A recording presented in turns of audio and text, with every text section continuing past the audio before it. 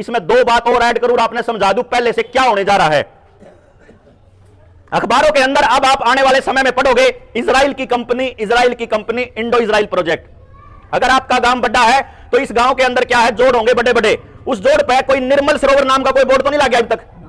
अगर नहीं लग गया है तो पूरे हरियाणा में कितने भी अगर निर्मल सरोवर नाम का बोर्ड लग गया है तो वो इंडो इजराइल प्रोजेक्ट के तहत लग गया है। इंडो इजराइल प्रोजेक्ट के तहत क्या होगा, सरकार ये कहती है कि गांव के लोगों की औकात नहीं अपना जोड़ संवारण की, इन्हें इकट्ठे नहीं रहते, इसीलिए इनका जोड़ बेकार हो गया, तो अब कंपनी को देना पड़ेगा प्रोजेक्ट। अब वो कंपनी को प्रोजेक्ट सरपंच तो दे रहे नहीं,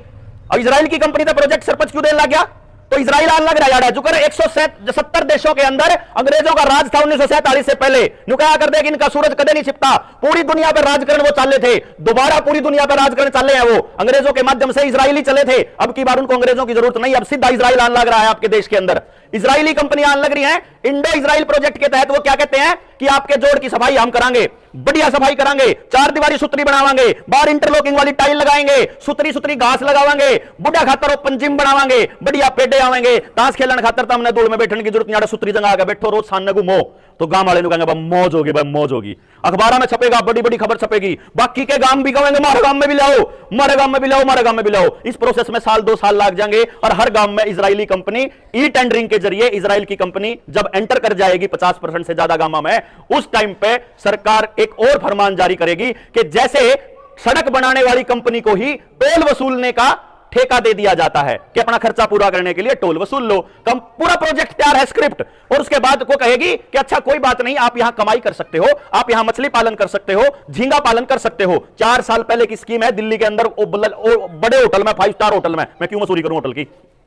उस होटल में पूरी षड्यंत्र रचा गया था ये झींगा पालन का कि गांव गांव में झींगा पालन चालू करना है। और नेक्स्ट प्रोजेक्ट क्या है, जब झींगा और मछली पालन हो जाएगा तो वहीं पर उसको खाने के लिए एक रेस्टोरेंट भी बना दिया जाएगा, क्योंकि वो टूरिस्ट प्लेस बन चुका होगा, और वो रेस्टोरेंट जब खाएगा, मछली खाएंगे तो उनको दारू भी पीनी पड़ेगी, तो एक अहाता भी खोल दिया जाएगा। अब दारू पिएंगे तो डांस भी करना होगा, तो डीजे के लिए लाइटें भी लगा दी जाएंगी और बड़ा फ्लोर बना दिया जाएगा और बहुत अच्छा गांव का माहौल बना दिया जाएगा। और जब दारू पी के, मच्छी खा के और चिकन खा के, झींगा खा के, डांस करके जब थक जाएंगे तो उनको ऐशो आराम करने के लिए कमरों की जरूरत पड़ेगी, तो वहां पर छोटा सा एक रेस्ट हाउस भी बना दिया जाएगा ताकि आपके गांव को रंडी खाना बना दिया जाए।